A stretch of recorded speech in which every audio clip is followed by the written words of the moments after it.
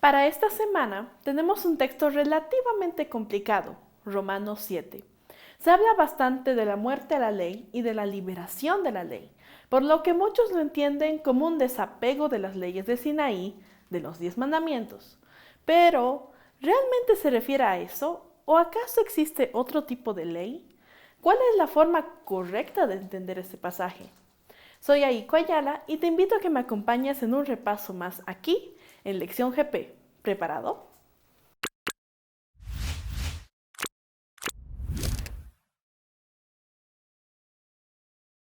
Empezamos el pasaje con una ilustración de un marido y una mujer, en el que señala que si la mujer se junta con otro hombre mientras está casada, está adulterando, mientras que si lo hace después de que su marido haya fallecido, no estaría cometiendo pecado alguno. Esto es entendido por muchos de la siguiente manera. La ley del Sinaí era un esposo abusivo, pero con la llegada de Cristo, este murió y ahora podemos casarnos con Cristo. Y que no podemos estar con ambos al mismo tiempo. Por ejemplo, guardar el sábado mientras estamos casados con Cristo, porque estaríamos entonces adulterando. Pero así como hemos visto en anteriores lecciones, estas interpretaciones siempre están omitiendo algunos factores de contexto e interpretación, y eso es lo que veremos a continuación. Empezaremos con un pequeño repaso del pasaje clave de la lección. 1. ¿Quién murió? Nosotros, en el verso 4. ¿A qué hemos muerto? A la ley mediante el cuerpo de Cristo, en el verso 4. ¿En qué condición estamos antes de morir? En nuestros miembros obraban las pasiones pecaminosas, estimuladas por la ley, llevando fruto para muerte. ¿Y cuál es nuestra condición después de morir? Somos libres de la ley y servimos bajo el régimen del Espíritu y no de la letra. Ahora procederemos a ver una comparación entre los dos bandos que describe Pablo en este pasaje. En el punto 1 podemos argumentar de que desde el Antiguo Testamento Jehová era como un marido para ellos, en Jeremías 31, 33, 34, por lo que los creyentes del Antiguo Testamento no tenían que esperar para poder estar casados con Jesús. En el segundo punto, sabemos que cuando carne y espíritu son enfrentados, describen las formas diferentes en que las personas responden al Evangelio y se relacionan con él.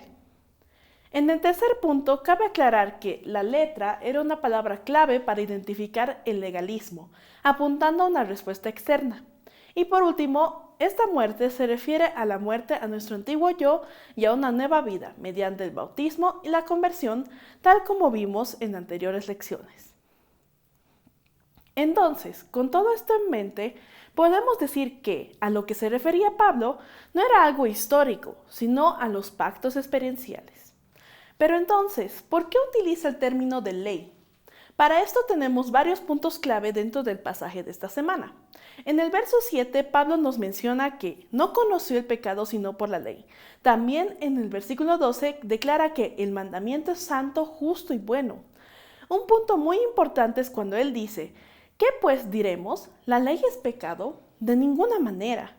Por lo que no debemos entender el uso de la ley como algo contra las leyes de Dios. En un capítulo anterior, a Romanos 7, Pablo ya menciona que la muerte debe ser al pecado. Entonces, ¿existe una ley del pecado? Así es, y su descripción se encuentra más adelante en el texto.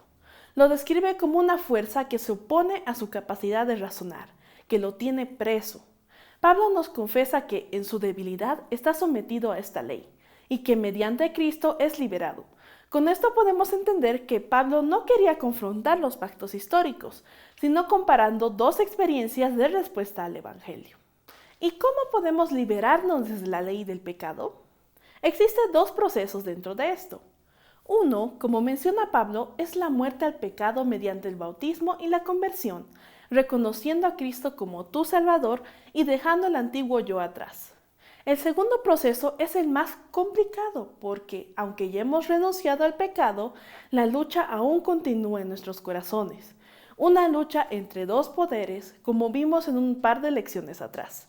La nueva vida tratando de mantenernos de su lado y el pecado tratando de llevarnos a nuestra antigua vida y experiencia. Para ganar esto requerimos de una renovación diaria y constante de arrepentimiento y consagración al Señor. sin rendirnos, para que nuestra vida sea fortalecida en Jesús. Pablo, en una de sus más grandes luchas, clamó: ¿Quién me librará de este cuerpo de muerte? Y con gran fe respondió: Gracias doy a Dios por Jesucristo nuestro Señor.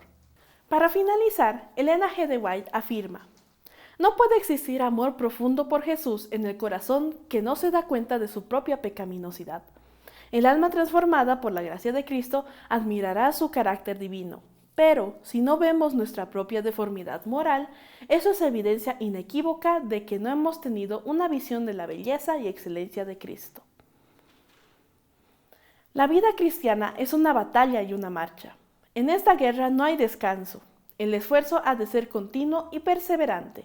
Solo mediante un esfuerzo incansable podemos asegurarnos la victoria contra las tentaciones de Satanás. Debemos procurar la integridad cristiana con energía irresistible y conservarla con propósito firme y resuelto. No importa cuán completa haya sido nuestra consagración, cuando nos convertimos, no nos valdrá de nada a menos que la renovemos diariamente. Pero una consagración que abarca lo presente es fresca, genuina y aceptable a Dios. No tenemos semanas y meses para estar a los pies del Señor. Mañana no es nuestro, porque no lo hemos recibido todavía, pero hoy podemos trabajar para Jesús. ¿Estás dispuesto a entregarte al Señor cada mañana? Esperamos que el repaso de hoy haya sido de bendición para tu vida. Para más repasos como este, te invitamos a seguirnos en nuestras redes sociales, Facebook, YouTube e Instagram, y así no te perderás de ninguno de los contenidos. Conmigo es hasta la siguiente lección. Dios te bendiga.